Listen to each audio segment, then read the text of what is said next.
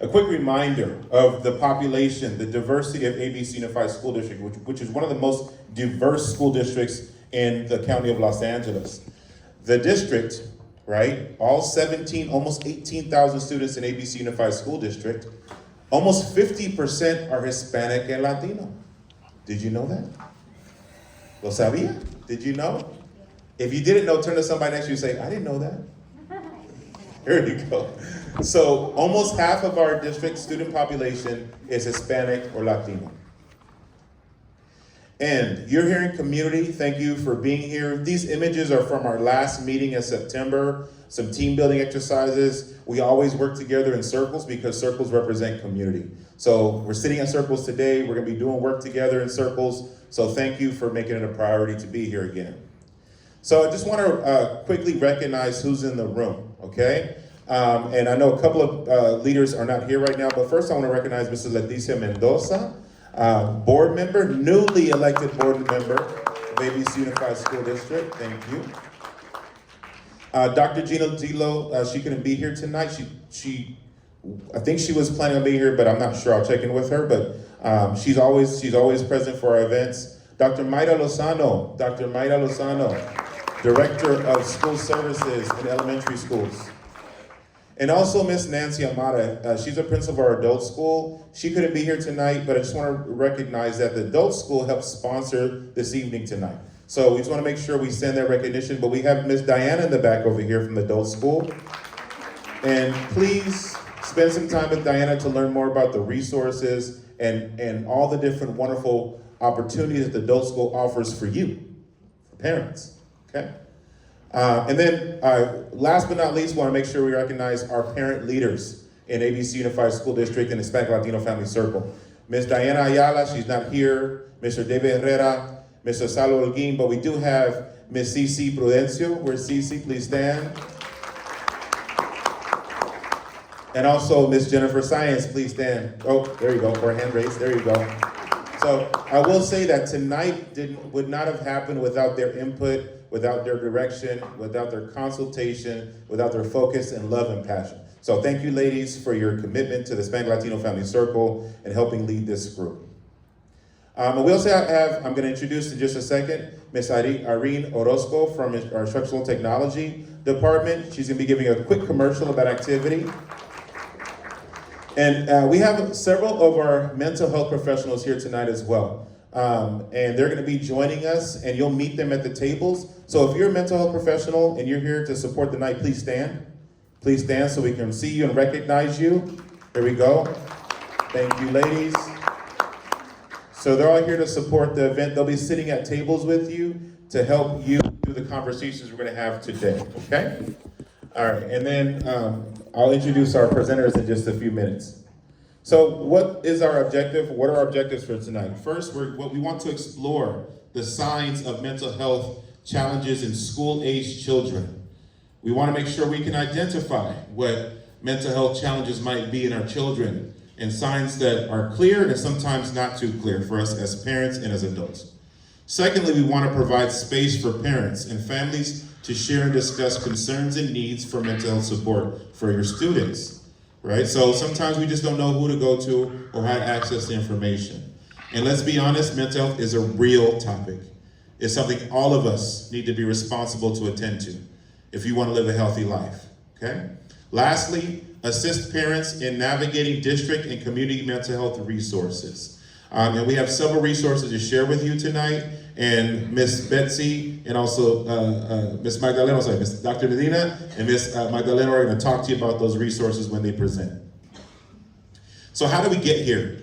You might have remembered earlier this semester, we put out a survey to parents via Parent Square and asked, what are the most important topics that we want to cover in the Hispanic Latino community? One of the most important topics, right, Cece and right, Jennifer, was mental health. Mental health. So we're doing this tonight because of you. You told us this was important for you. So we want to talk about destigmatizing mental health services, all right? Oftentimes in the Latino community, we don't talk openly about mental health challenges. And it's a taboo topic, right? And so we want to make sure it's something that's a priority for all of you. And then what are some at-home practices that you can take away tonight. Tonight's about really walking away with some strategies and some ideas that you can put in practice tonight, right, with your families, okay? So today's agenda, I'm gonna be very quick. The agenda's on the table for you, but our plan is to be out of here tonight by 7:30, maybe 7:35-ish, because we started just a little late to make sure you had time, but that's our plan, okay? So quickly, we have some dates I want to make sure everyone is aware of. We have our upcoming meeting. So we're right here right now, December 18th. Everything in yellow are our community meetings where everybody gets together. But if you're interested in planning with us, right? January 7th is our next planning meeting, right? We meet at 5:30 to 6:30. And those meetings are at the Cabrillo Lane Adult School. And the group will decide if they want to meet in person or at the adult school, or virtually. Also, February 11th is another planning meeting. March 3rd is another leadership planning meeting. March 5th, we're going to have another meeting like this one, another topic, and we'll share that information later. April 8th, we have another meeting, planning meeting, and then May 13th is our final meeting of the year, our community meeting of the year. So we have 2 more meetings, community meetings. So please spread the word, okay? Bring un amigo. Traiga un amigo a la próxima reunión, okay? So, we wanted to fill this room tonight. We had over 70 RSVPs tonight, but obviously it's the holidays, so we understand. Some things that are also important. End of semester 1, that's summer, yeah. The end of semester 1 is December 19th, right? December 9th, just tomorrow, and this week is the last week. Winter break is December 20th through January 5th. We're back in school on the 6th. For those of you who are doing the school of choice application, that deadline ends at the end of this month. So please do the application. And then Family Creativity Night, Irene's going to talk to you about that. And again, our next HLFC community meeting is March 5th. All right. So without further ado, I'm going to pass it to Irene. She's going to talk to you about a very important event coming up. Buenas noches a todos. Good afternoon and good evening, everyone. I am here because I would like to invite all of you to attend this amazing event at ABC. It's the first time there is actually papers on your table as well.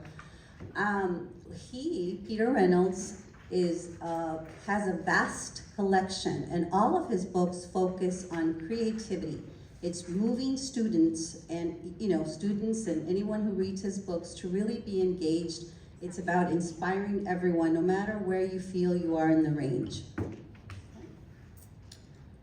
He is an award winner. We have a vast collection. I believe he's Canadian born. He's got a twin. This is Mr. Peter H. Reynolds. But he started with the dot. And that dot started about, I think it was 2003. And billions of dots have been created.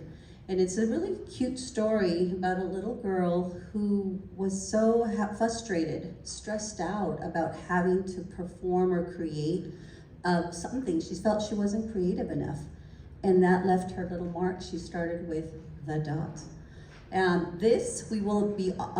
We purchased all of those books. So if you attend, your children will be receiving and have a book signing opportunity with Peter H. Reynolds. That's one of his famous trilogies.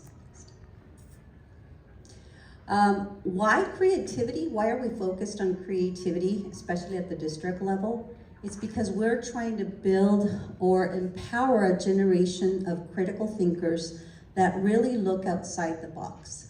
They actually start with, we have 95% of the teachers say that when their students are engaged in any creative activity, they perform better. That's 95% of educators. And the slides are there, but underneath is the resources where this information came from. The 8% that you see there is students that are actually taking, for example, Adobe Express. So they're actually utilizing a program that helps them create things that they imagine, that they create, any kind of animation. And they also they follow those students, and 8 of them, 8% which is a vast percentage of those kids that are taking, have improved their grades since they started creating. And the number one thing that skill set that's going to be required in the very near future that every job will be looking for is creativity, critical thinkers, people that think outside the box, that can imagine what it may look like. So this author that is his focus. So how are we connecting the dots? The way that he does, Peter is going to be sharing some of his films there. So there'll be a time where he's going to come up on stage. He's an illustrator, of course, and has, I believe he's going to be sharing 2 of his animated short films that have traveled around the world and have won tons of awards. But he starts with a story of how, you're trying to solve a problem. You kind of look at it, think through the lens of like, what could that be happening there? And the students demonstrate their creativity by constructing knowledge, developing innovative projects, and so testing out those projects, fixing what doesn't work, and continuing the circle. And here is my last final slide, but I'd like to invite all of you. There is a QR code, and you also have your handout with you. That is for an interest form. So this event will take place on January 24th, Friday. There's going to be 2 opportunities, 2 sessions. We invite you and your family to participate. It's going to be the first session 1 is from 4 to 5:15, which is a 75-minute session. During that session, you get to come in, you will meet Peter, he'll be on stage, he'll come down from the stage, you will be receiving those books that I talked about, the trilogy, and he will be signing those books for the students as well. So you'll put your name on it, he'll sign, and then it's a beautiful family night planned out with specific creativity stations where activities are going to take place for you and your little ones as well. That is the interest form. Our goal is to have about 160 people at each of those 2 sessions that we're going to have. And we are saying that bring your family, but we only ask, just because we'd like to have more students present, that it would be 1 adult and up to 5, total of 5, a group of 5. So mom, dad, whoever that grandparent and with their students can come in. And so I really would love to see all of you there. And thank you for the opportunity. Okay, thank you, Ms. Orozco. Thank you for this. I'm actually coming with my family on the 25th, so hopefully we'll see you there as well, okay? Okay, so we're gonna have some fun, okay? Who likes fun? ¿A quién le gusta divertirse? Who likes to dance? Anybody like to dance? ¿A quién le gusta bailar? I see Antonio likes to dance. Anybody like to dance? Well, if you don't, I'm sorry, because you're gonna dance. You're gonna try. You're gonna try to dance, okay? So we're gonna do a quick activity. This is called speed dating. These are directions, okay? So in just a couple seconds, I'm gonna ask everybody to stand. These are directions. So this is what's gonna happen. I'm going to tell you, all right? You're gonna walk around the room. I'm gonna play music. While the music is playing, you have to dance. But you have to walk while you're dancing. So you can't just stay still and dance, right? You have to walk around and try to dance and see somebody. And when the music stops, you have to stop with somebody, okay? When you stop with that person, you're going to get 1 question. You're going to discuss that question together for 2 minutes, more or less, okay? And then, you'll say bye-bye. When the time is over, I'll tell you when it's over. And then I'll play another song, and you're dancing again around the room. And then I'll stop the music, like musical chairs, and you'll stop. Hi, I'm Blaine. Nice to meet you. Okay? And we'll discuss this next question together. It's very simple. Okay? Are we ready? Everybody stand, please. Everybody stand. De pie, por favor, pónganse de pie. Okay, let me get our music up real quickly. Hold on. Okay, here we go. All right, we're gonna play some good music here. Okay, are we ready? Are we ready? Go. Walk and dance. Baile. Ajena. Dance. Que bailen. Yes. Dance. And dance. Who's dancing the best? Who's got the best rhythm? Hey. And stop. Okay. Find somebody, find a partner. Introduce yourself, preséntense. Preséntense. Find somebody. Can't be your own family. No puede ser su propia familia. Puede ser otra, tiene que ser otra persona. Same family. I see it.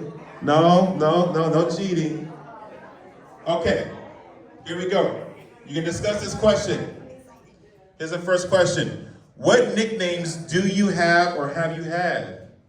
What nicknames? ¿Cuáles apodos tiene o ha tenido usted? Share your nicknames and why. Compartan su apodo y el por qué. I don't have any.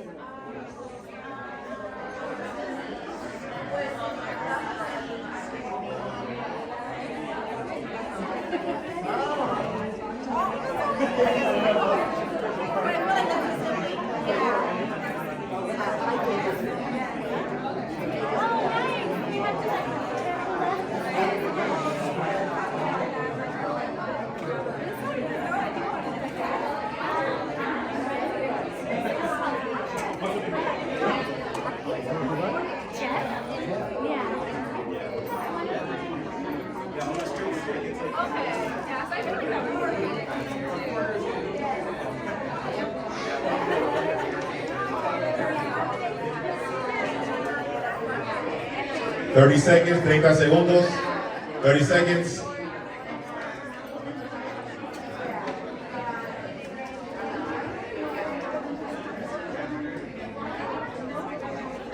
Okay, thank your partner. Por favor, saluda a su compañero. Gracias. Gracias. All right, here we go. Next song. Okay, silencio, silence. You ready to dance? Here we go. Sorry, no, not yet, not yet. Aquí está. Here's the other song. Dance, fighting, dance, fighting. I'm a DJ too. Oh, look at you. Hey. There you go. There you go. Keep going. Keep going. Keep going. Keep going. Keep going. Keep going.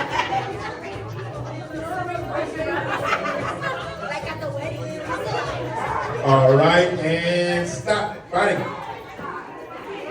All right. Introduce yourself. Salúdense. Salúdense. All right, here we go. Here's the next question. La próxima pregunta. What device would you want to see added to a mobile phone? What device or application, whatever, what just something new?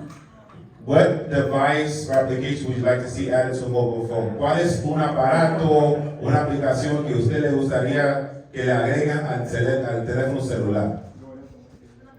Algo necesario, something necessary for you.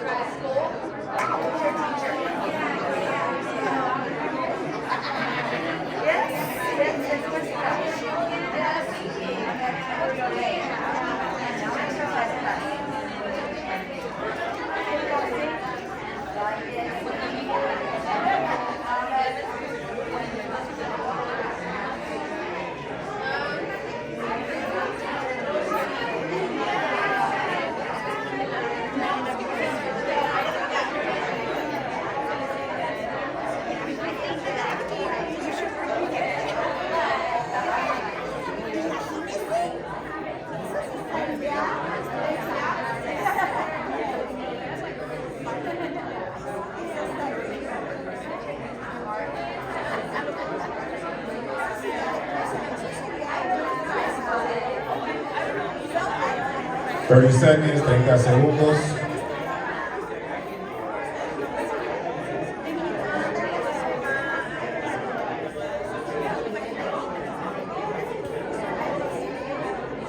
Okay. Say thank you, gracias, y adios. Okay, silence in 3, 2, and 1. All right, one more time. Una ronda más. Here we go. We ready? Next song. Ready to dance?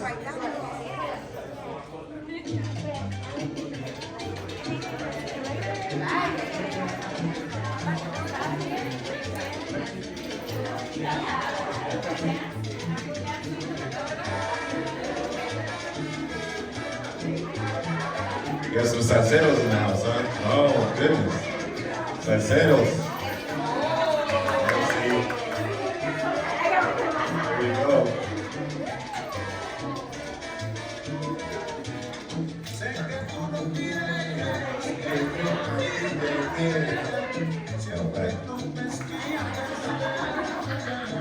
Hey, party. Okay. Find a partner.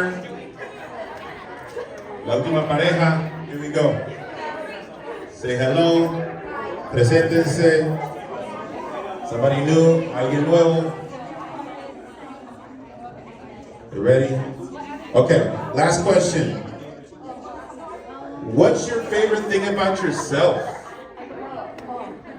¿Qué le gusta más de usted mismo, de sí mismo? La cosa mejor de usted, de sí mismo. ¿Qué es lo que le gusta de usted? Sí mismo. What do you like about yourself?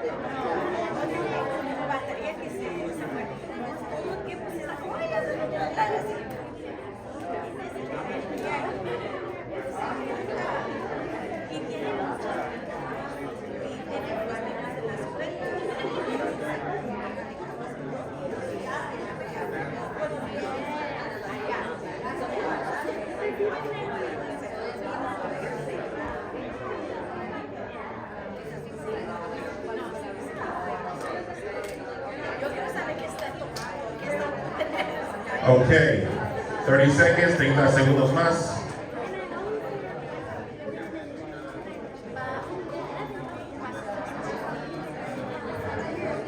All right, want to say goodbye and tell them thank you for your time. Por favor. Thank you, muchas gracias por el tiempo. Salúdense, por favor, muy bien. Okay, let's go back to our seats. Vamos a regresarnos a nuestros asientos y tomar asiento. Thank you, thank you, thank you. Muchas gracias. Okay. Okay, so now we're going to work in groups quickly, okay? To introduce the topic of mental health, right? So hopefully we're a little bit warm, we're ready. Estamos listos un poco para la conversación, okay? So what we're gonna do is there should be a mental health professional at each one of your tables. So if there's not, please, we need one person at each one of the tables. And my MHT folks, can you grab a poster, please? Grab one of these posters, come up here and grab a sheet. Take one for your team. And then Priska, I don't know, looking for the markers. We have the markers that we had at the back. Oh, perfect, okay. So when they get back to the seats, every table is gonna have a poster. Cada mesa va a tener un poster. Okay. So, for the next 5 minutes or so, you're gonna work together as a team, and I want you to learn and talk a little bit more about mental health. What do you know and what do you want to know more about? So, you're gonna have your mental health person there. A staff member there is gonna work with you to collect this information. You're gonna have a discussion for about 5, maybe 7 minutes. Okay? The first question you're going to discuss is, are you ready? Okay. The first question you're going to discuss is, what do you know about the challenges of mental health in Latino children? What do you know? What do you absolutely think you know? Okay. La primera pregunta que van a discutir en la mesa es, ¿qué es lo que usted sabe o conoce sobre los retos o desafíos de la salud mental en los muchachos o los niños latinos? ¿Qué es lo que usted sabe? Discussion, okay? 5 minutes, 5 minutos. Hablen y el staff va a grabar esa información en el post. Okay, 5 minutes, go ahead.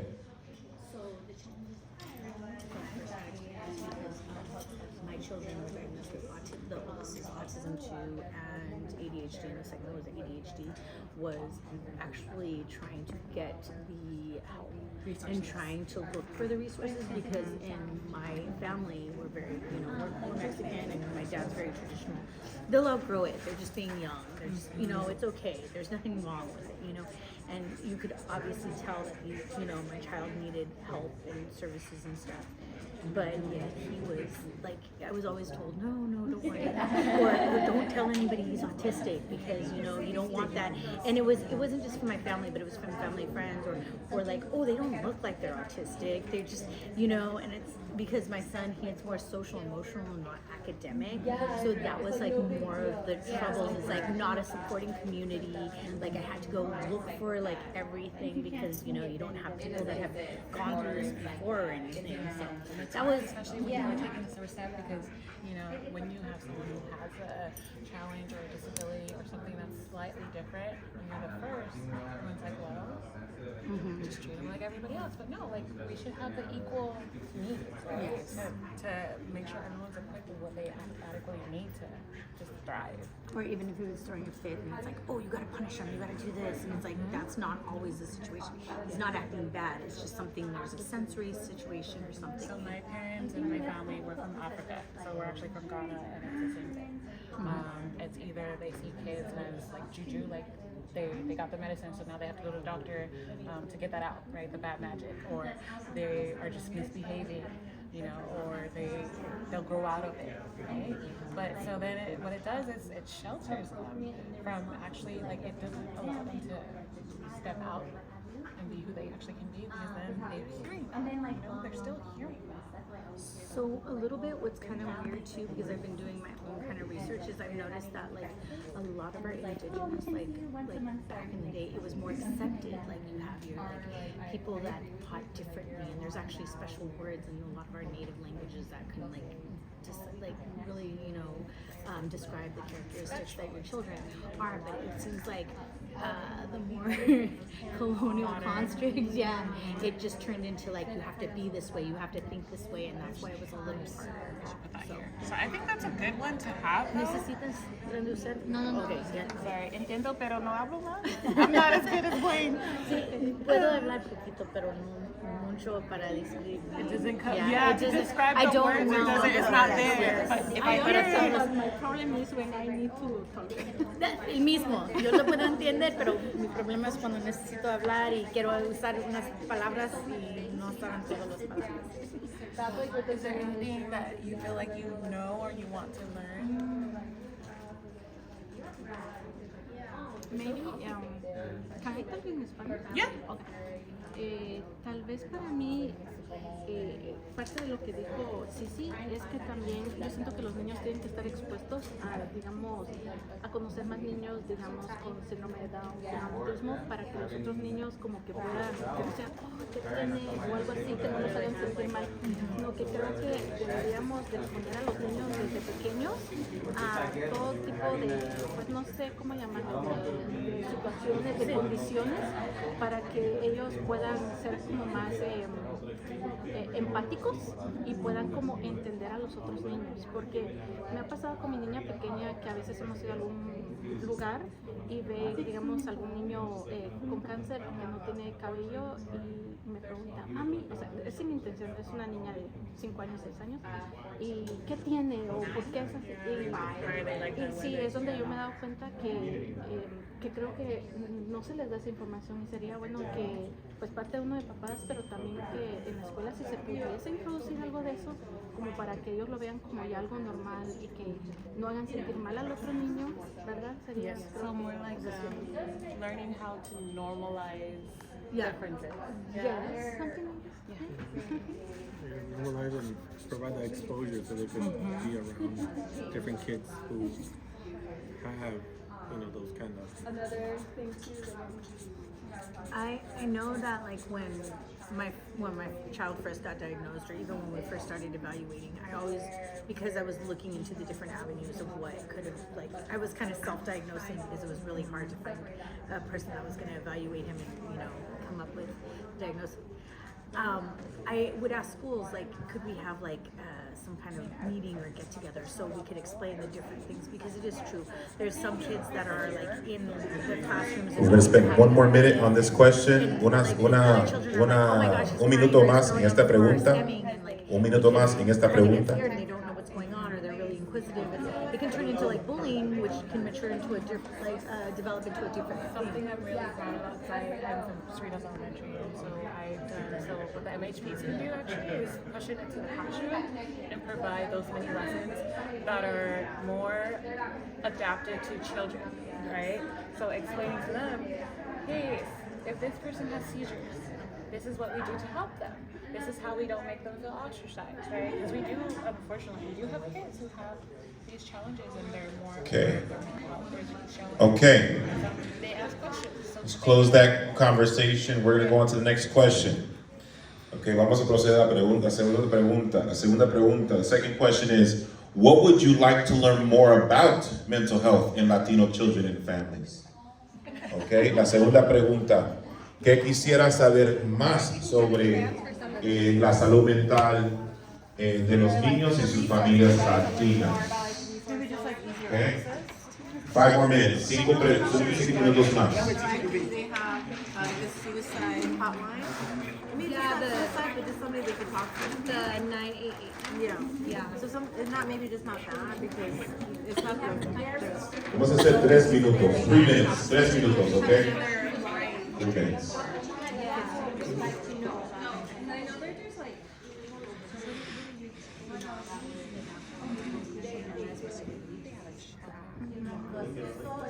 I think pipeline has a challenge too, and then also the traffic. That is not. Right.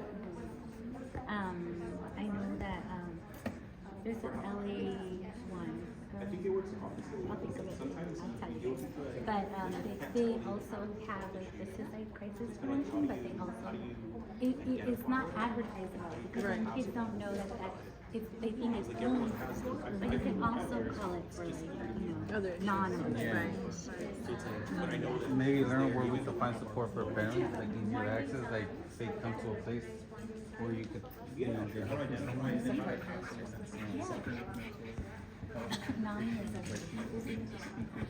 have free access. I wanted them to be. Like how they can approach. Yeah. But I want to say they have a parent support group How do I make on myself the chat services, like the surrounding areas. So Cerritos is one of them, yes. And they invite them, they'll have like a psychiatrist come and they talk on different topics, like a special guest, like on medication, like ADHD medication, like different things, so parents get more like And so that's why they say you can't language we can understand, like, about all these different medications. Yeah, like common language. Yeah, that's very important. A lot of times we don't know, especially when we mention the names, it's just like, you never heard of that. Right. And it's hard to understand all that. And so then you gotta go to Google and try to search everything on there. Right, and then you're like, Or like an Urban Dictionary. Yeah. And I think also maybe just also like psychiatrists being more understandable, because sometimes when you ask questions, you feel that they get bothered by you asking questions, especially as a parent. You want answers and not get like, well, what are you asking? I think it's especially like for mental health field, like whether it's psychiatry or just even like healthcare in general. Like I feel like you yourself kind of different roles out there. One more minute, un minuto más en esta pregunta. One more minute. Kind of passing through. So No, they don't. Just trying to have like more people like to tag on to but not just like a 3-minute assessment. Right. Yeah. And that's what we have.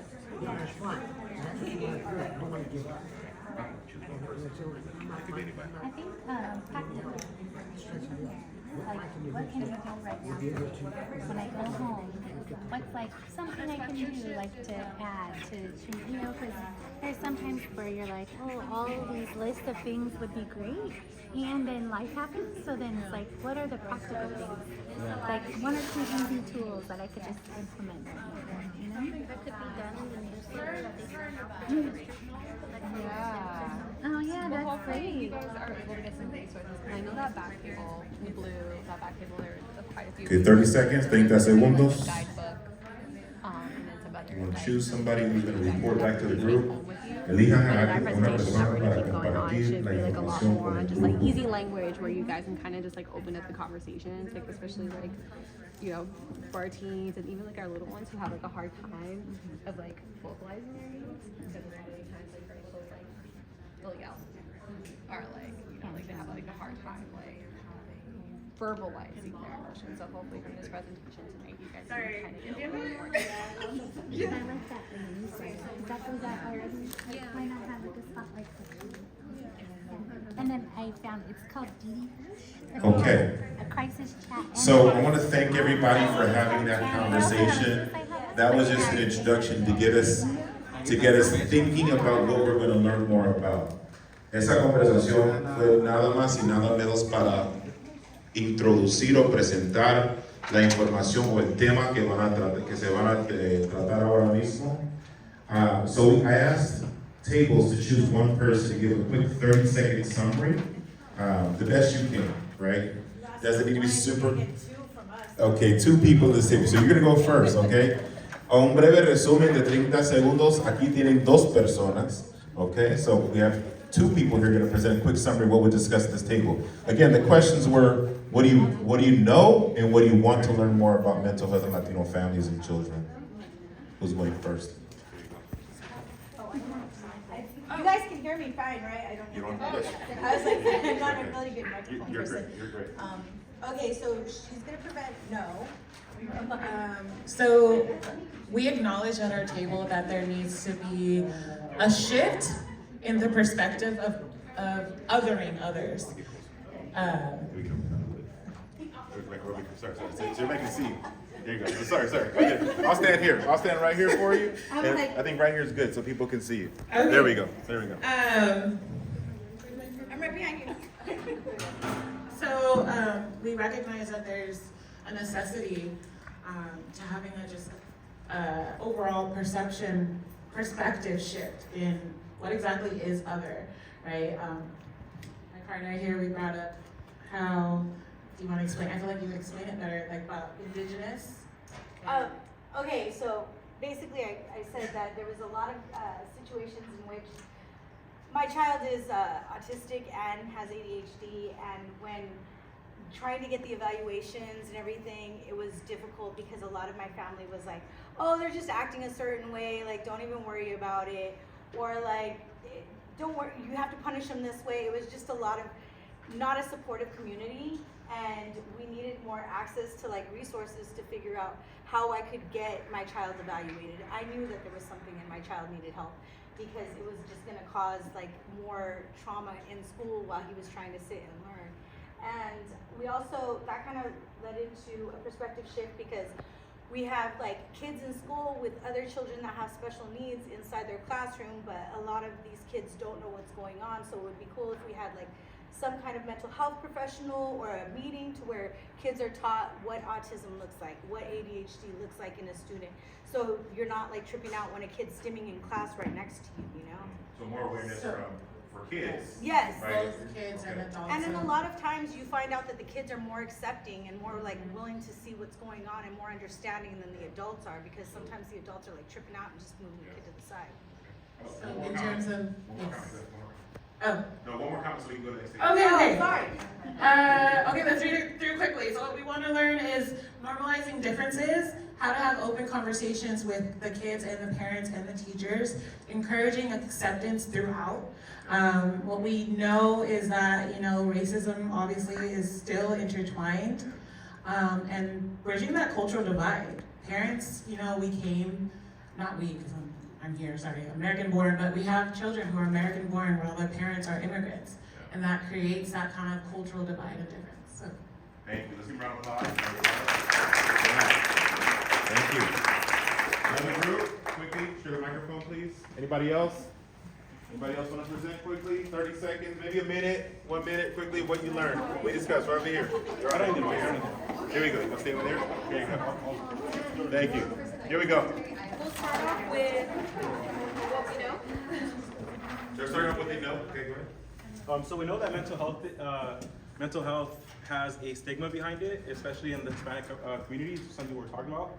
Especially amongst men in the Hispanic community, we're brought up a certain way. So we want to kind of, we know that there's embarrassment there. We know that we sometimes are shut down with our voice, not only men, but just overall as kids growing up in the Hispanic community. We want to find different ways to, or we know that there's different ways to cope and how to relate those to mental health. And then we want to learn is kind of to bridge those things. Like how do we see signs? Like we want to find out how to get open, like, and early signs of someone who's suffering with mental health disorders. As a new father, I have 2 young children that I want to learn, and I want to raise them differently than I was raised with that. I want to be able to be a safe space for my children and for those around me, not only children but adults as well. But for me, it's like, and a lot of I think men and just like Hispanic community people is we don't have that experience, so we're learning that on the fly. Yeah, and learning especially how to resort to that help, because of course we know we may have a condition or others have conditions, but then again, how do we get the help, right? That's also very important. And the last one? And then getting pointers on, is medication right for me? Is medication right for the family the family unit that I'm in? And then also just how to resort to help, like whether it be seeing those signs or being open if you're in a situation to go out and kind of make it easier for those around you to really let them in on how you're feeling. Thank you. Give a round of applause. All right, let's hear from one more group. Any new information? Anything new or different? Does the group have something new or different? Lisa. I can use my voice. All right. Yeah. Sure. You got it. Go ahead. So we did have a lot of, thank you. Oh, let's ignore everything in the back. A lot of it was very relative to what our other groups have shared, but I think just kind of talking a little bit more about symptoms and early warning signs, because there's been a lack of discussion in our communities and the sensitivity of the subject. Really just trying to, again, like how he said, bridge that gap, and then trying to learn a little bit more about like easier access to resources. We do have our 988, but trying to figure out more that are more with like local community resources, perhaps even like parent support groups, and practical and easy tips to use, which you guys will all learn later. Right. Thank you. Round of applause. So I think similar things, but I think a few things about our perspective is that we notice the times that we live in, the use of the cell phone and social media is definitely something where we see that socialization of our children, different, right? I think another one that was just a little different is that we do see that our children want to talk to other children, which sometimes could be good, but sometimes maybe they don't have the right information, and we are hoping to help them, but they kind of don't want to talk to the adults. Some of the things that we definitely want to learn is how can we help the communication with our children? How can we improve that? How can we motivate, help them, right? Say the right things for them to open up. And how to identify warning signs that then we can be proactive rather than reactive. Excellent. Thank you. Round of applause. Anything else? Okay. Quickly over here, we'll get one more group. We'll make sure everybody's included. quickly, what I would just like to share is, so one person, Ms. Dulce here, she had so many great ideas, so many great thoughts. One thing that I didn't hear that she really wanted to highlight was just that overall increase in mental health need that she sees firsthand, you know, with her friends, in her family, and one of the things she highlighted is like self-harm and suicide, and just kind of seeing that that's on the rise, and a request for like parenting class workshops of how can parents regulate their own emotions to be able to support their children when they're dysregulated was one of the things that she really highlighted as something that could be really helpful. So. Thank you. Round of applause. Okay.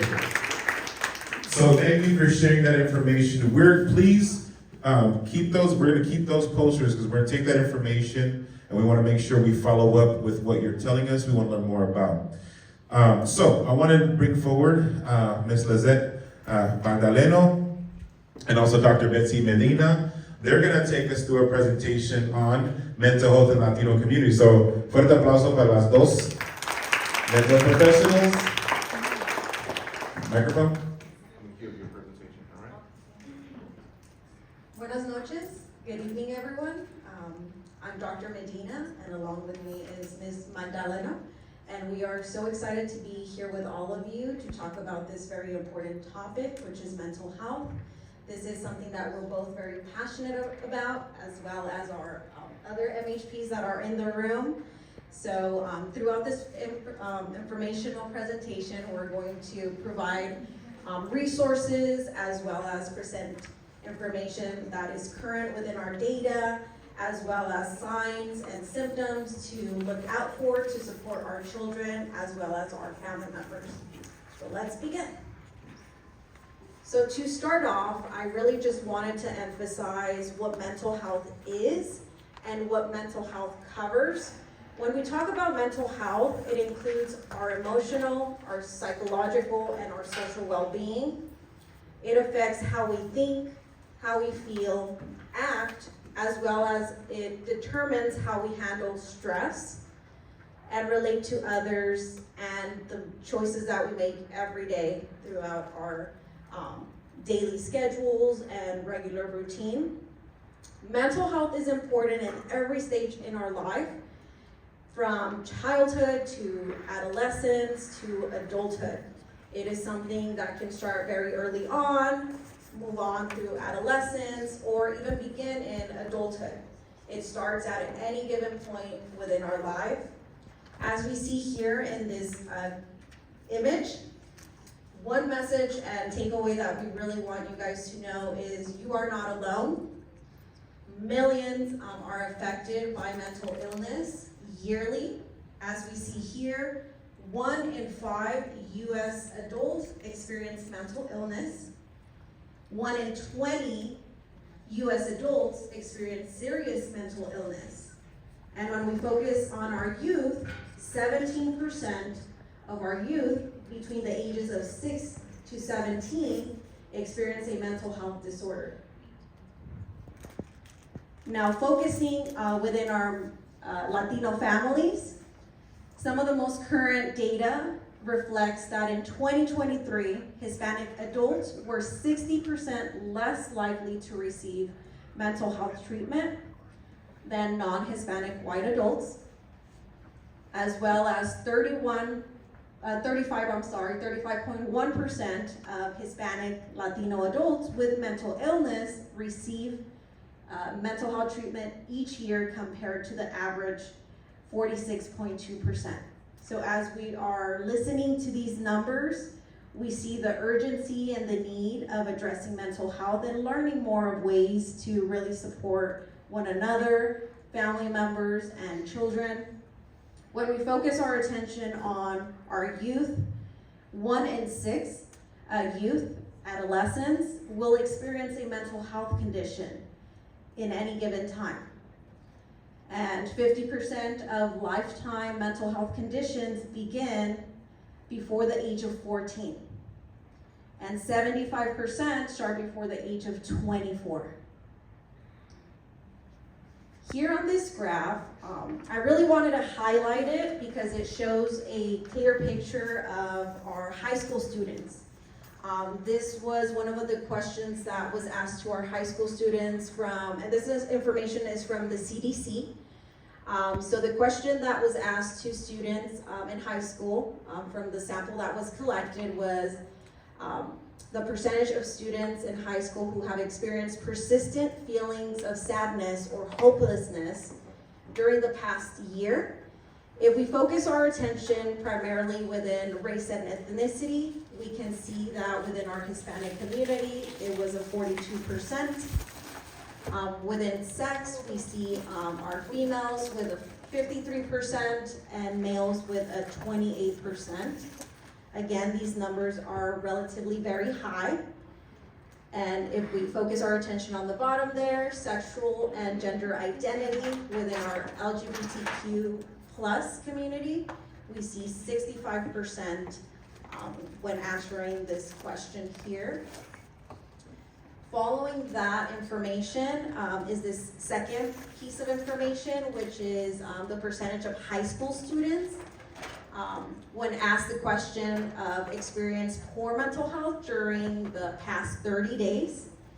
If we focus again our attention within our Hispanic community, it's 26% in comparison to other race and ethnic groups. When we focus our attention on sex, females, again, a high percentage, 39%, but it also is followed by our males with a 19%. And when we focus our attention on sexual and gender identity as well, the numbers are relatively high.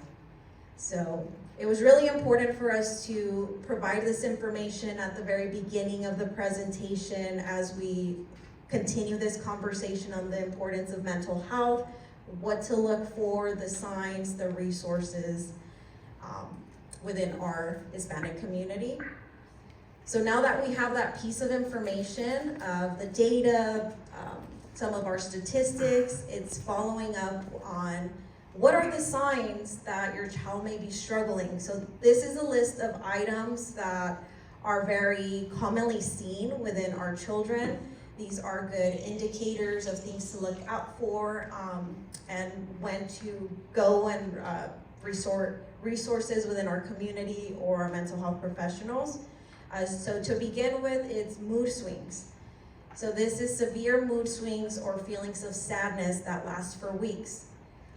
This can look like the highs and lows, so differences within mood or easily triggered by things that come up, which is very different from the regular frustrations that come up throughout the day, as well as behavioral changes. And these look like drastic changes in the behavior or personality of our children and our youth. Within our younger children, this can look like temper outbursts, it can look like excessively crying, not following directives from adults. And when you're thinking about these signs, it's really being mindful of things that are out of the normal, ordinary behaviors. So these are severe behaviors changes that occur and that you have noticed that it's been persistent for weeks. And this can also be seen on our high school youth as well. Relatively different, but more in maybe more conflicts with peers or more answering back to family members or just not wanting to engage with one another. So these are examples of like behavioral changes. And again, as I'm going down this signs to look out for, it's more of like, is this something that has relatively changed? Is this something that is different from my child? Another area is social withdrawal. So when the children or the adolescents are withdrawing from their friends, also they're avoiding doing things that they enjoy in their leisure time. So these are again signs, things to look out for. School problems.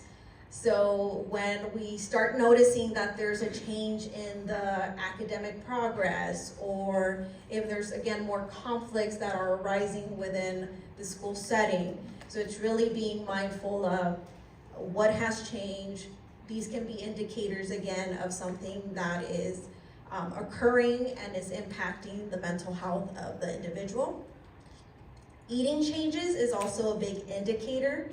So it's changes in the appetite. So it can be excessively eating, even though the person is not hungry, right? But they're excessively eating, or they're restricting their diet. So it's again, just as you are going through the list, or even with your child, it's really noticing, is this something normal that my child tends to do? Or is this something that is completely different? I've never noticed this for my child. This has been occurring for a couple of weeks now. The last two items there are self-harm, suicidal thoughts, and substance use. So again, just being mindful of, are these behaviors that are occurring, as well as physical complaints and difficulty concentrating. So this is a list of the more frequent signs that our youth are struggling, and that's when like resources and additional information can be provided. So now we're going to move on to Ms. Magdaleno to talk about the language regarding mental health within our Latino families. Hi, my name is Ms. Magdaleno. I am one of the MHPs at Cerritos High School.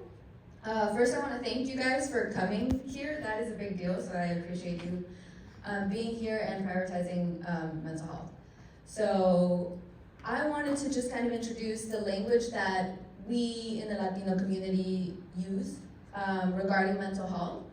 And it's not to cause any shame or any guilt or anything like that. I'll be the first to admit that, like most of these, are things that my parents have said to me. And so that's why I came up with them and wrote them down, because they are things that I have heard.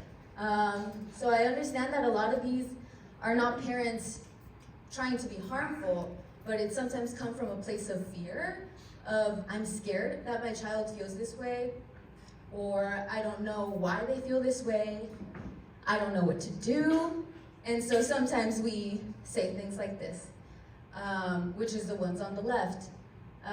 What I would like to introduce is things that you could use instead, or just try, because I feel like they address those things of like, I'm scared of my child feeling this way and I don't know what to do and I don't know what they're feeling, but said differently.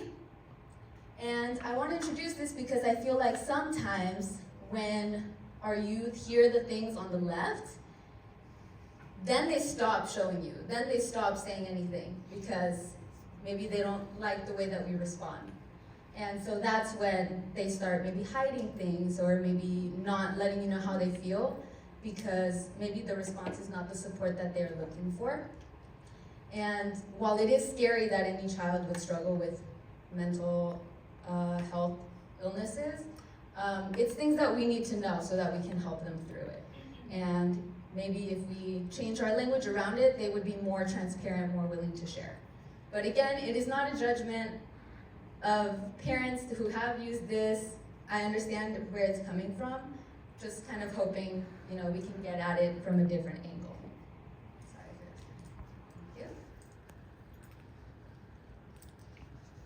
Thank you. Here are some barriers that we have seen to accessing mental health support in the community. So it can be things like insurance coverage, whether that's having private insurance or Medi-Cal or no insurance.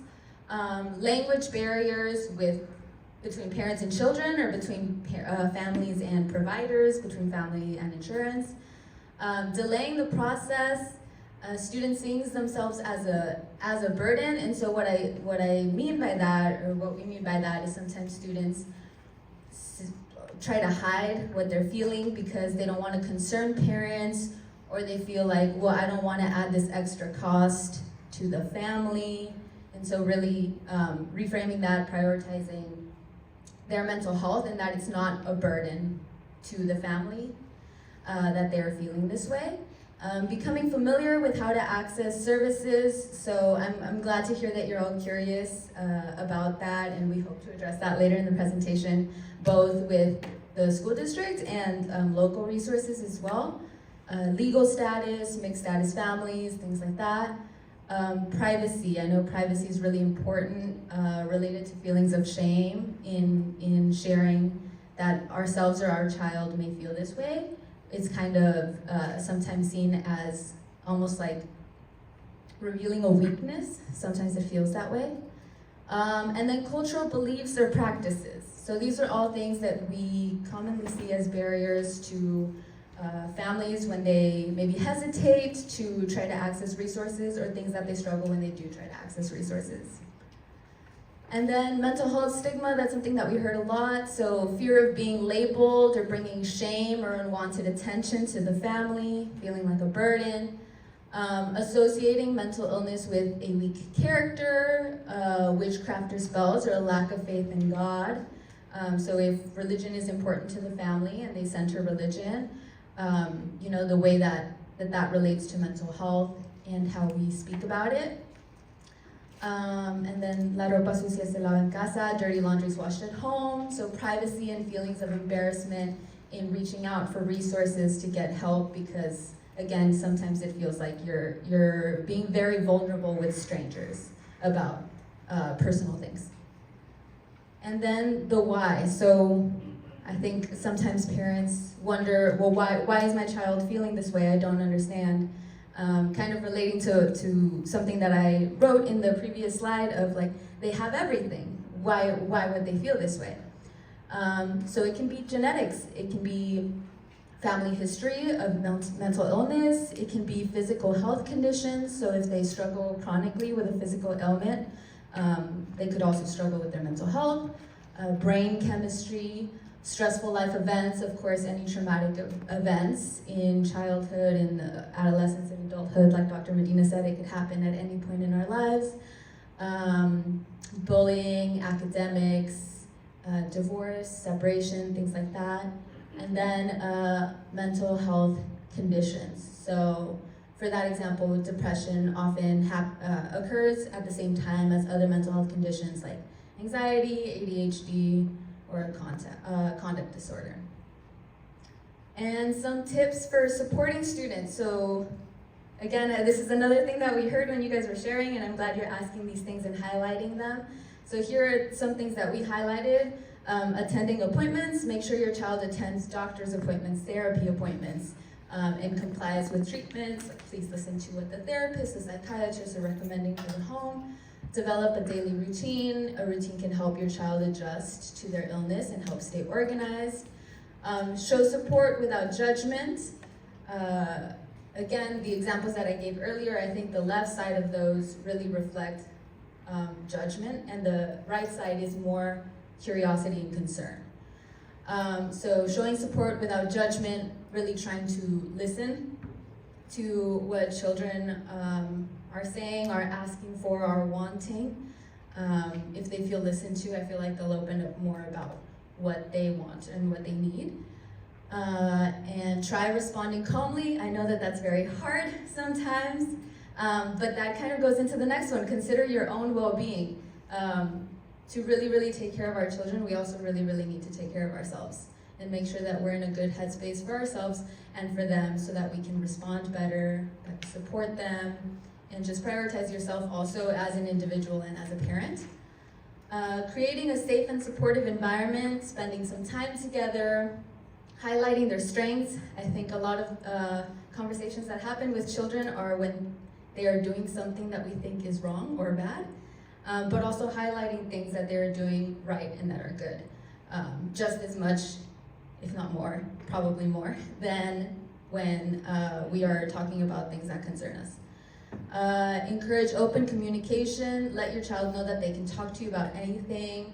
Discuss their feelings, discuss your feelings. Something that I wanted to mention with this one is that sometimes students feel more comfortable sharing with an adult that is not their parent at first. And that's okay. I know that it's difficult to hear as a parent, like, why can't, I'm their mom, why wouldn't they just tell me? Why would they tell you or somebody else? And sometimes it's easier for them. It depends on every child, they're all different. But sometimes it's easier for them to start with somebody that they don't know, that they don't see at home. But the goal is always to get you guys on the same page. Just because maybe they feel like they're more comfortable starting to share with somebody else, doesn't mean that they would never get to that point with you. Sometimes the starting point just starts with somebody else. Being a good listener, acknowledge your child's feelings and concerns, and accepting some silence. Sometimes they don't want to talk about it, but just showing them that you care, that you're concerned, so that they can feel more ready to speak to you. Learning about the illness. So considering family counseling, asking your child's mental health professional, their therapist, what you can do to support, so that they don't feel like they're kind of going through this alone. And working with your child's school. So whether that's something, if there's something going on in school, obviously working with the school on it, but if there's something, going on at home that you would like support with, that you see like the effects of their mental health at home affecting their academics, those are all things that the school can support with or can help you find resources for. And we did have our mental health professional of tobacco use prevention and education who was going to be here. Unfortunately, she was not able to come, but she did want to provide her slides. I don't know if you want to talk a little bit about Diana's slides. So her name is Miss Diana Singh. She works out of the district office. She's also a mental health professional, but what she focuses on is substance use. So she will provide some check-ins for students who are struggling with substance use, whether that be tobacco or other drugs. Once they've been identified at school, schools can refer them, but also families, you can also self-refer to Ms. Diana Singh so that she is able to speak with your children as well. Yes. I'm just gonna literally read from her slides because I didn't have time to practice what she said. But just really important, right? I think both, and I'm not a mental health professional. I'm a dad, right? And I have 2 children. I have 1 on the way. And I'm really excited about that. And this information is really important. Just understanding how substances are used to cope, right, with some of the challenges that our children or adults might be facing mentally. So addiction, there's some flyers that are coming your way about the use of marijuana, right? We know use of marijuana is prevalent in our youth today, and I'm not saying any more than in a previous generation or our generation. However, kids are using different substances to cope with different challenges they may have. So, cigarettes, e-cigarettes is something that kids might be doing as well, right? And vaping to cope, right? So those can be signs. Alcoholism as well, trying alcohol, using alcohol. Some kids might be trying it just to try it, but some kids are using because they have real challenges. And I think it's important for us as well as adults. I talked to Diana about this. Sometimes we have to make sure, we have to be sure how we're using alcohol or other substances, right, in moderation, because kids are always watching us, right? Children are always watching us. So if we're abusing any substances, kids are seeing that, right? And they then think it's okay. My dad's doing it, mom's doing it, so it might be okay for me to do it as well, right? And we know kids, especially teenagers, are trying things, but obviously if there's a pattern of overuse in family or people are close to them, they might be overexposed to that idea and want to try more. So she's leaving us with 10 tips for parents and other adults to prevent drug use. Talk early and often with your children. And some parents may not know how to talk to children. I think the best conversation is just a conversation, right? Just having that conversation is an important one. Our children were not born with instructions on their backs, although we may have wanted them to be, so we know what to do at every stage of their life, but sometimes just engaging the conversation with them is important. Listen when kids talk. Listen from the heart is very important. Look for teachable moments. When kids make mistakes, make sure you use that as a teachable moment and don't reprimand as more than you are trying to teach.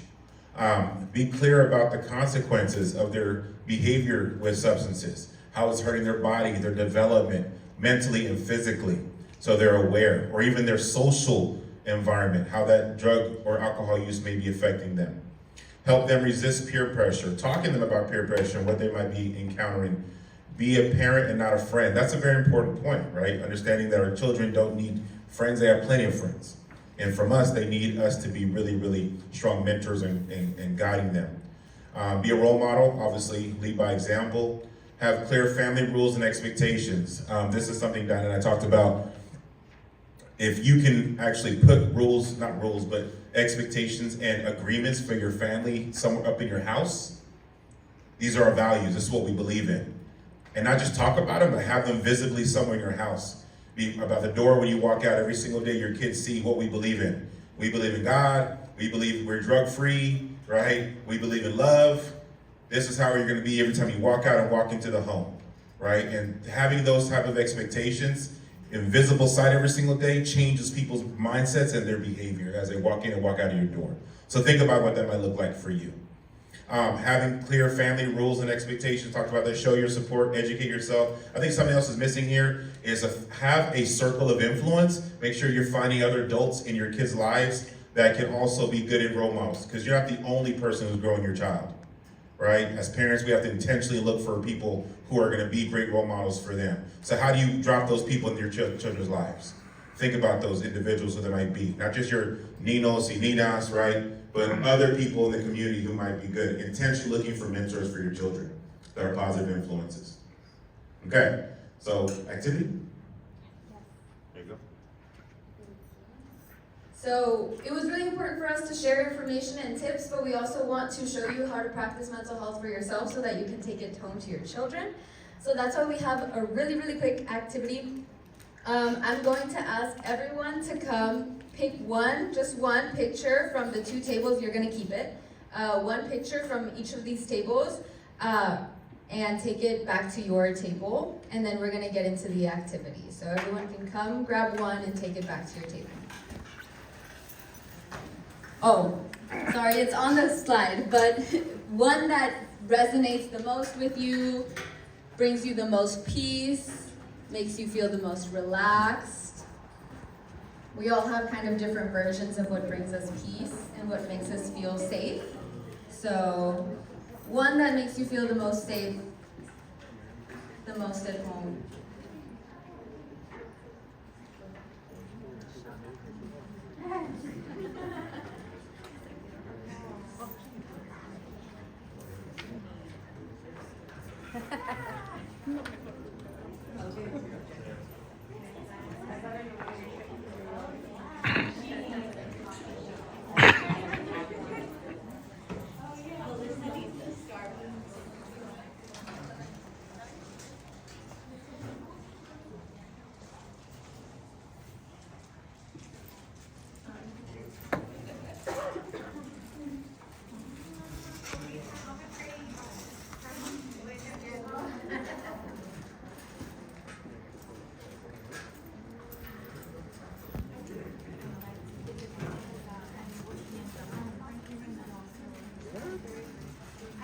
I'm not done yet. I think I got the right one. I think so.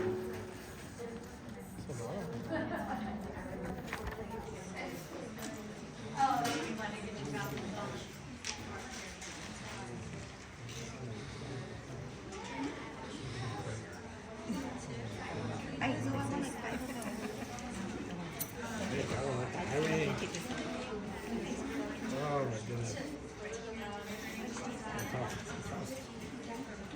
I think that 1 or 2. 1 or 2. 1 to 2. Oh, 1 or 2.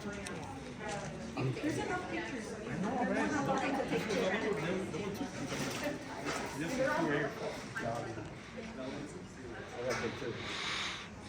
All right, thank you everyone for picking a picture. So what we're hoping to do with this activity is we're going to practice some meditation. What I always tell the students who are doing this for the first time is I'm asking you to be brave and be vulnerable.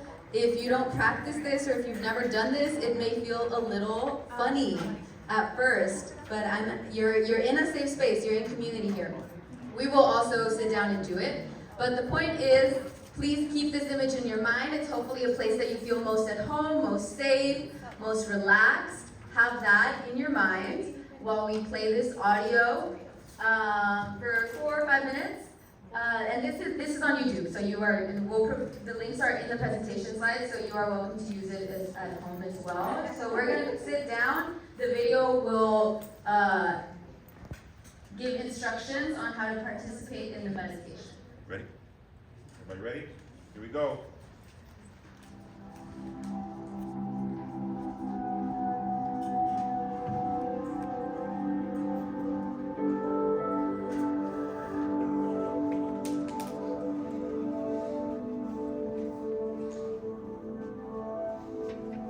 Just breathe.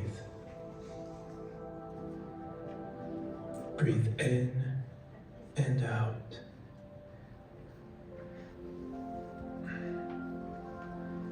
Recognize all of the thoughts swirling around in your mind. The worries, stresses, fears, anxieties. And then start with breathing. And step outside of yourself for just a moment.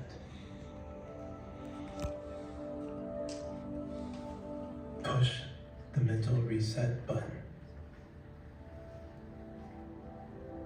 See yourself here in this space. Recognize your body, your arms, your legs, your head. See yourself here and know that you can just be. You recognize all these thoughts happening in your mind. They have become like papers thrown all around a room. But you can allow them to be picked up neatly and orderly and file them away. Clear the clutter so you can access any certain thought or idea, but only when you need them. Just listen to these suggestions and count with me. Starting with 5, a sharp and focused mind. 4, freeing yourself of needless worry.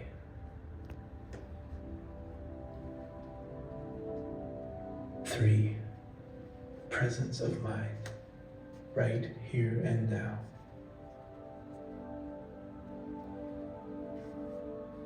2, resolution, order, and clarity.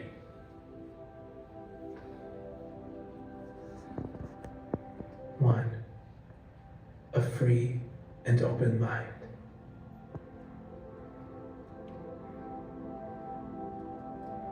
And now, seeing yourself, feeling your breath, recognizing it, returning here to this very moment. No future or past, only here and now. Again, listen and count with me. 5, sharp, focused. 4, free, no worry. 3, present, here and now.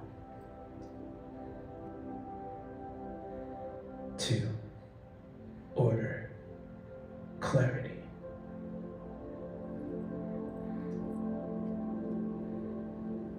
1, mind free and open. Okay, sorry to disturb you. We just wanted to give you an example. There are a lot of videos like this. This one was a 5-minute one. There are 15-minute ones. There are 20-minute ones. I'm sure there are 2-minute ones. We have included some links in the slides, but you are welcome to, this is just one example of many, many things that you can try with your children. And then we do have some resources as well. So these are just some examples. These are just some examples of different activities you could do with your family for family self-care, but also important to do your own individual self-care as well. Just some things, and they can be things that are at home and are no cost to you, and they can be things that are outside of the home to do together as well.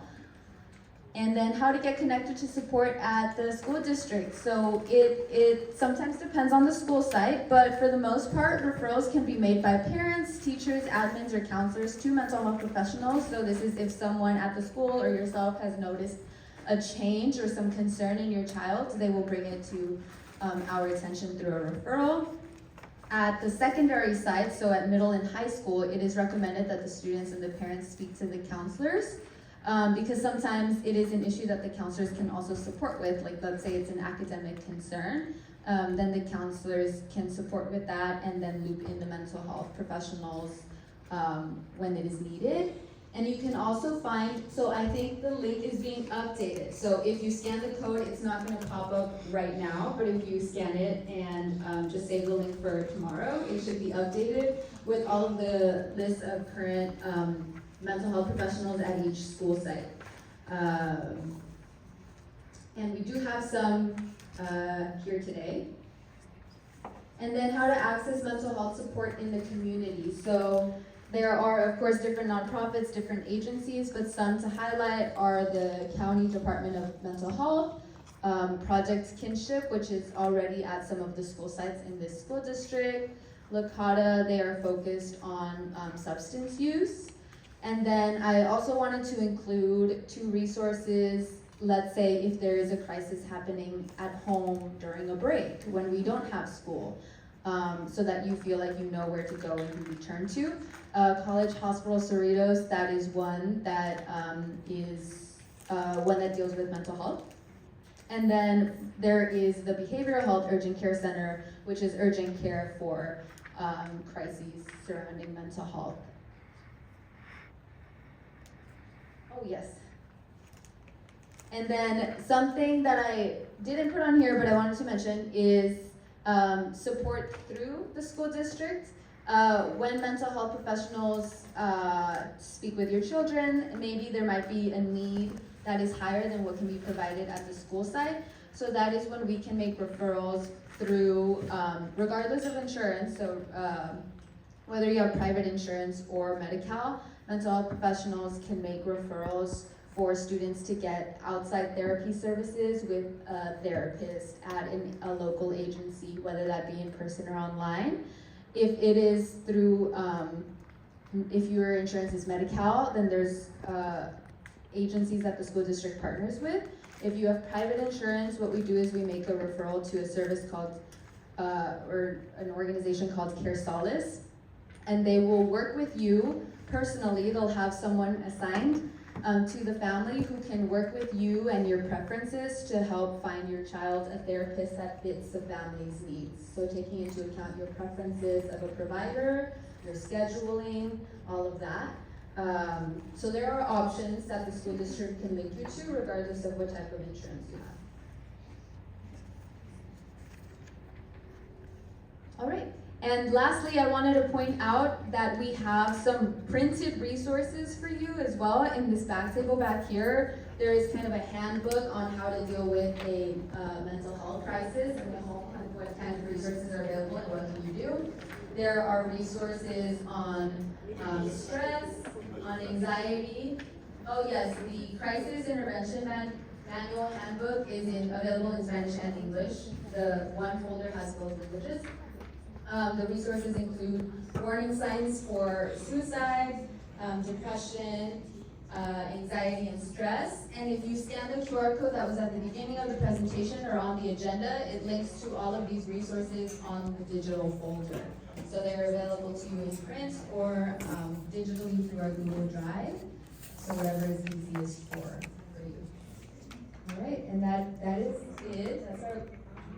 Just may add something, just really using our mental health professionals. Here at ABC, we have one at every site. At elementary, secondary, we have 2. We're here to support you all. Even if it's just questions that you want to ask the mental health professional itself. Say if you just want to run through some signs, some changes that you noticed, even though maybe services are maybe not appropriate at this time, but you just want to talk to someone and get their insight, we're here to support. And I just wanted to add that on there as, again, a resource that we have here at ABC. And our last discussion question that you'll see on the agenda is what's something that you can take away from tonight that you learned. And there are cards at each table. They look like this. So we are asking each family, each person in the family to write something that they're committing to doing, either that you already do or that you want to try with your family. And these are commitment cards. So you are committing to trying these at home. Let's give a round of applause. So, yeah. So we're gonna close now, but I want to give you an opportunity in the last 2 minutes while we're closing. We're gonna have a table conversation on what you learned tonight, but we really want to focus on this commitment card. So if you can give yourself 1 minute to write down one step you're gonna take, un compromiso que usted tiene para usted, para su familia, para promover lo que es la salud mental de su familia, un paso, un hábito, una rutina, algo en su casa. And maybe share that with your table, and we'll end that way tonight. And when we're finished, we'll ask you to fill out our exit ticket. But please, let's make sure we do the commitment card. And we really want to thank you all for being here tonight. It's a very important event. Thank you for being here this evening. Dr. Lozano, you want to say something? So I just wanted to also, clarify, because as parents, as you heard, we do have a wonderful support of our mental health professionals. In high school, we have 2. Middle and elementary, there is 1. When we do have a crisis, unfortunately, at our sites, they're there to support.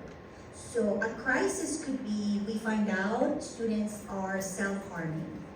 Students are having those suicidal ideation, ideas of those things. Please know that that's why we count with their support, and they always will call you, walk you through the process, work out on safety plans. It is a team effort, right? And I know as a parent, I'm a parent myself too, sometimes it's hard to get that message, or we hear maybe your children are telling you, my friend is saying this, my friend has shared that they feel this way or the other. Make sure that your children know we do have resources, and make sure that they also influence others to say, hey, let's go visit our MHPs at our sites. I want our MHPs that are here today, to all of them, to stand up. I know that they're here in representation of all the MHPs that we have at our sites, but I want you to share this information with other parents, the support that we're here to provide, because we do value the mental health and well-being of all our students. Okay, so to finish up tonight, we want to give you 1 minute at your table. Share one thing. If you can share person to person, what's one commitment you're going to make? Or if you don't have a commitment, what's one thing you learned? Okay, en su mesa, por favor, compartan un compromiso que usted tiene, un nuevo compromiso para su familia, o puede ser algo que aprendió esta noche en esta sesión. Okay, so we'll give you 2 minutes to finish, and then on the screen, before you leave, antes que se vayan, hagan clic, por favor, escanean por favor este código para dejarnos feedback o información sobre la experiencia esta noche. Esto es muy importante para nosotros. Okay? So let's take 2 minutes at your tables. What did you learn? What's one commitment que aprendieron, o un compromiso, y también el exit ticket. Muchas gracias. Thank you.